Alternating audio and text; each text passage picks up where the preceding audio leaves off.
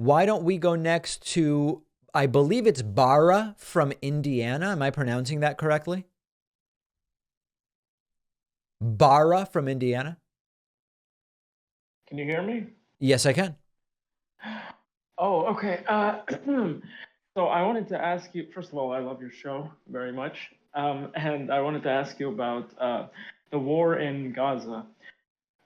So you were asked about this before, and you said something like you were like pretty vague about it. I feel like whenever you talk about foreign policy, you're always like really coy about it, you know? Because all you said was like something like, "Oh, I'm not in favor of bombings." Um, Oh, I've said way more than that. I mean, I've done, probably 8 or 10 segments since October 7th about it. It's not the main gist of this show, but to say that that's the one thing I said, I think you should probably just go back and watch all the clips if you want to know what I've said, because I've said way more than I could possibly cram into this phone well, call. Let's put it that way. okay, I mean, so okay, let me clarify then. Are you in favor of continuing to send Israel aid as they're continuing the war, or do you think we should call for a ceasefire right now, or what? There's no way to answer. That's all different things. So first of all, I want an immediate end to hostilities and the hostages all to be released.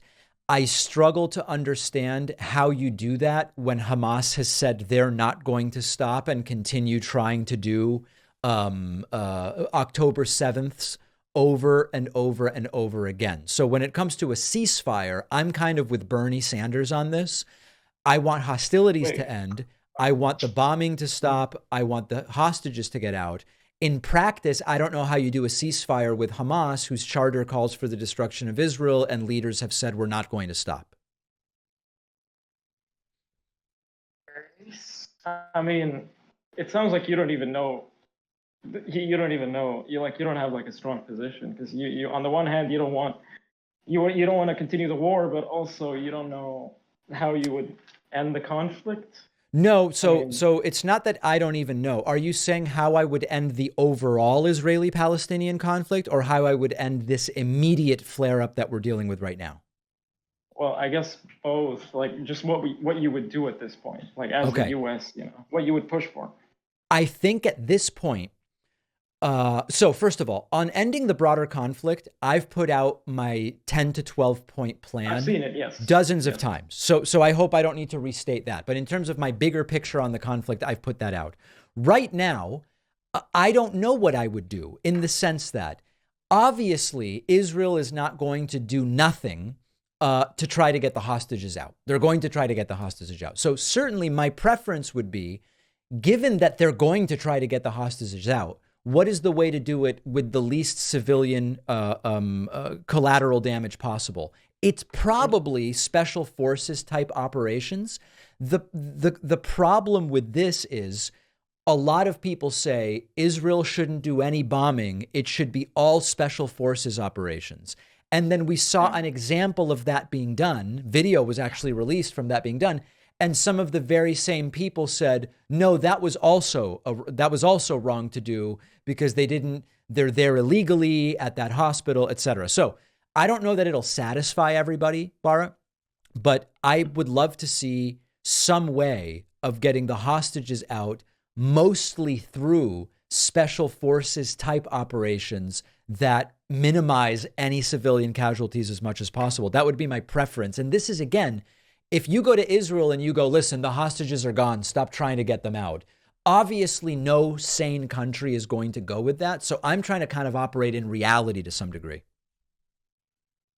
I mean, I think Hamas would release the hostages if Israel agreed to a ceasefire. I might be wrong on that. I don't know what they've said exactly, but Yeah, I mean, um, I doubt it. I think maybe they would say, we will stop hostilities very briefly if you give us, a 10-to-1 ratio in exchange for the hostages, and then they would start right back up. That's my instinct. And again, I'm kind of like in the Bernie line with this. So my view on this is very similar to Bernie Sanders. But obviously, the broader conflict, I think we're nowhere near to even being in a position to productively have a shot at solving right now. Okay. Okay. I also wanted to quickly clarify your position on the border.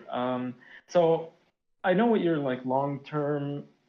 You know, you've talked about what you wanted to do long term about the southern border. So do you think in the short term your solution would be that we should secure the border and like something like the bill that was in Congress? We need something like that to secure the border in the short term, or what? Listen, this entire concept of securing the border often assumes that the border is open. Now, people get through illegally in more than just the United States, and it happens in the United States under every president. So the first question that when people want to talk about this is, what is the standard? Are you trying to get to the point where not a single person gets through illegally? Because I don't know how you do that. I mean, just quite literally, if you look at all the ways in which people come over, smuggled, and then through areas where there is where it's a water border versus there's no wall versus you can scale a wall that you build, and all. If the goal is zero, it's sort of like COVID zero was an impossible goal. Zero undocumented immigration seems effectively impossible. So then it just becomes, what's the lowest hanging fruit? Well, the lowest hanging fruit certainly would be better and faster adjudication of asylum claims so people aren't incentivized to try to skip that step. Looking at visa overstays, going after the companies that are hiring undocumented immigrants, which is supposedly against the law, but they almost never actually are prosecuted for it.